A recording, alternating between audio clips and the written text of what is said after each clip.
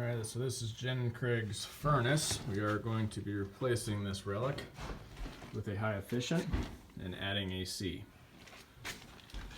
So we are going to have to cap this off because the water heater does tie into it right there. We've got electrical coming down on this side, and we've got gas coming down on this side. We'll put a new shutoff, flux going in.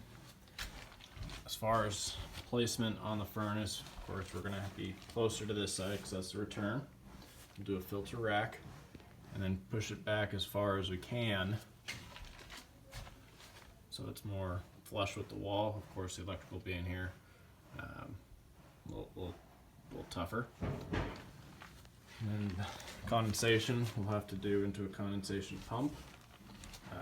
We'll have room, since the new furnace is not nearly this wide, probably go on this side here, and then we'll run vinyl line up along here, keep it tight and clean into the washer drain over there.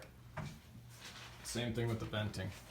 So we'll come out 2-inch PVC, I'm thinking keep it towards this side, that way it's kind of, once it's up there at the same height as these, and then when we get to this point, if we can get them both into this channel, that way they're hidden, and then right out the wall, and we'll just have to see where we are as far as the gas meter goes, if we need to make a left or a right.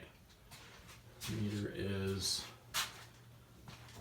looks like it's right in line with this vent, so we should be okay kind of on this side of it. Same thing with the line set, let's keep it up tight.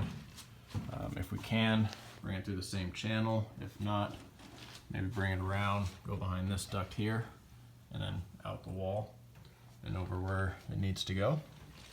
I do want to cut in a supply vent. This is a pretty short trunk line, so, and then this is a load bearing wall.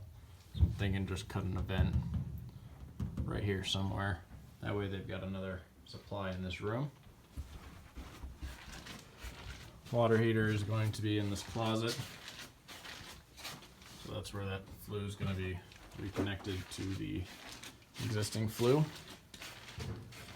And in this room, we're going to see if we can figure out why this vent here is not getting any air going through it. Now I did stick my camera up there and looked.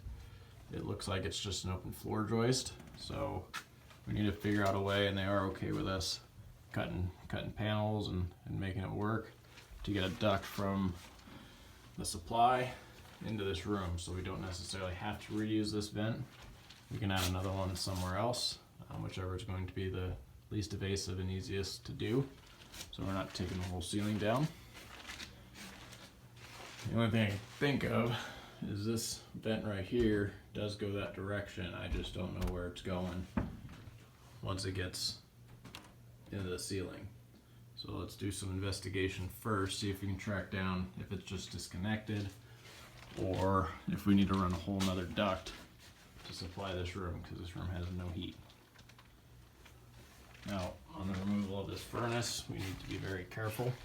It's one of these big old monsters, and it's got to go up those stairs and make that corner. So we'll have to get a couple guys, maybe a few guys over here, and do some heavy lifting, or if we can kind of take this out in pieces.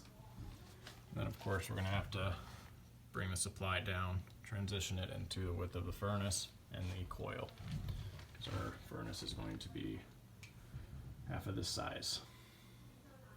So here's your furnace, here's your return, supply trunk, or supply plenum, gas line comes down, electrical, your flues, which we'll cap off, and then run PVC to the side of the house. Again, everything keep as high as we can, hide it within the channels so that it's a nice clean look.